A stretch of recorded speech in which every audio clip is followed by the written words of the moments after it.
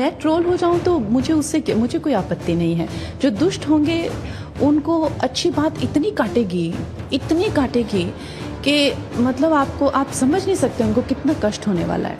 मेरे पसंदीदा person is prime minister Modi. और उसकी वजह यही है कि वो इस देश के लिए जैसे एक अवतार होते हैं, वो हमारे लिए एक अवतार हैं। वो एक साधारण मनुष्य नहीं है। उनका जन्म जो है इस देश के उद्धार के लिए हुआ है। और ट्रोल होने वाली है, मुझे ऐसा लग रहा है। नहीं तो मैं ट्रोल हो जाऊं तो मुझे कोई आपत्ति नहीं है। जो दुष्ट होंगे उनको अच्छी बात इतनी काटेगी कि मतलब आप समझ नहीं सकते उनको कितना कष्ट होने वाला है ना। और जो लोग सच्चाई के साथ हैं, जो लोग अच्छाई के साथ हैं, ये उनके जख्मों के लिए मलहम भी तो है। मेरी बातें है ना, जो लोग उनको उस तरीके से देखते हैं, जिनकी परसेप्शन में वो वैसे हैं। अब जब श्री कृष्ण हुए थे तो श्री कृष्ण के बारे में सुदामा ने कहा कि वो भगवान है। दुर्योधन ने कहा अरे काहे का भगवान, कुछ नहीं, एक नंबर का नटुआ है, सारा दिन औरतों के साथ नाचता है, चुगली करता है और कुछ काम नहीं इसको। This is what Duryodhan said. तो अगर आपकी परसेप्शन कैसी है वो जाहिर करे कि भगवान भी आपके सामने आ जाए तो आप उनको भी गालियां देंगे जब आप खुद बदमाश हैं।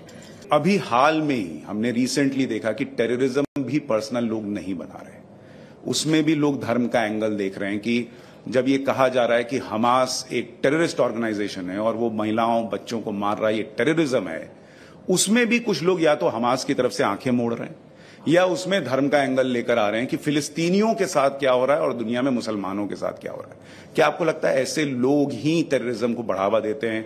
अपने देश में जो ऐसे लोग हैं उन पर आपका थॉट प्रोसेस क्या है? देखिए, मैंने हमेशा से कहा है कि मेरे लिए हिंदू, मुसलमान, क्रिश्चियन, जूस या जैन, बुद्ध ये नहीं है। मेरे लिए या तो देशभक्त हैं या तो देशभक्त नहीं है। दो ही टाइप के लोग हैं मेरे लिए, बाकी मेरे लोग ही एग्जिस्ट नहीं करते हैं। तो मैं लोगों को कभी धर्म के चश्मे से नहीं देखती हूँ। मैं ऐसे बहुत सारे हिंदुओं को जानती हूँ जो इतने गिरे हुए हैं, इतने नीच हैं कि आप सोच भी नहीं सकते वो कितने नीच हैं। और मैं ऐसे बहुत सारे मुसलमानों को भी जानती हूँ कि वो इस देश में रह के, इस देश का खा के भी इस देश से गद्दारी करते हैं। तो मुझे पता है सबके, जो you can't close your eyes, आप देखते हैं दिन में हर एक टाइप के लोग को आप मिलते हैं। तो जहाँ तक इंसानियत की बात है और जहाँ तक मुसलमानों को कैसा ट्रीटमेंट हो रहा है वर्ल्ड में सबसे ज़्यादा कंट्रीज जो हैं अभी, आई थिंक अगर आप गूगल करें तो उससे ज़्यादा अच्छा डेटा मिलेगा, 85 से ज़्यादा कुछ हैं जो क्रिश्चियंस की हैं, और उससे फिर सेकंड नंबर पे यानी 70 या कुछ 80 से ज़्यादा जो है मुस्लिम कंट्रीज हैं पूरी दुनिया में। और जूस जिनको मार के काट के टुकड़े कर के उनके फेंके थे वर्ल्ड वॉर 2 में, उनके लिए एक कंट्री नहीं है। एक छोटा सा मणिपुर जितना छोटा सा हिस्सा देके उनको राजी नहीं है। उनके खून के प्यासे हो रहे हैं। तो ये क्या ये मानवता है? क्या उनको छोटा सा हिस्सा नहीं दे सकते? उनको पूरी दुनिया में कहीं झेला नहीं जा रहा है। और अगर वो अपने जीवन बचाना, आज जो कह रहे हैं कि ये जो फिलिस्तीन होना चाहिए, क्या वो समझते हैं? क्या वो जानते हैं उन 80 लाख जूस का वो क्या करना चाहते हैं? क्या बताते हैं कि वो नहीं भाई इनको यहां से यहां शिफ्ट करो? वो नहीं बताते हैं। तो वो उनके लिए क्या चाहते हैं? वो स्पष्टवादी बने, वो ढंग से बताएं कि उनके लिए वो क्या चाहते हैं। उनको वो मार के काट के टुकड़े करके फेंकना चाहते हैं। तो ये हैं इनकी नीयतें और ये हैं इनकी करतूतें। तो जो आतंकवादी हैं वो आतंकवादी ही रहेंगे। और हमें मानवता के अधिकार से यह अधिकार बनता है कि अगर हिंदुओं का पूरे देश में एक भी देश नहीं है, कहाँ छोटा सा नेपाल है जिसको भी हिंदुस्तानी कंसीडर करो, जिसको भी भारत ही कंसीडर करो, सिर्फ भारत है। तो उसी तरह से भारत में जहां पे हिंदू सुरक्षित फील करते हैं, तो क्या इनको जूस को हक नहीं है कि एक देश होना चाहिए जहां पे वो रह सके? आप हमास को टेररिस्ट ऑर्गेनाइजेशन मानती हैं? वो उनका हक भी छीन, ऑफ कोर्स वो टेररिस्ट ऑर्गेनाइजेशन है।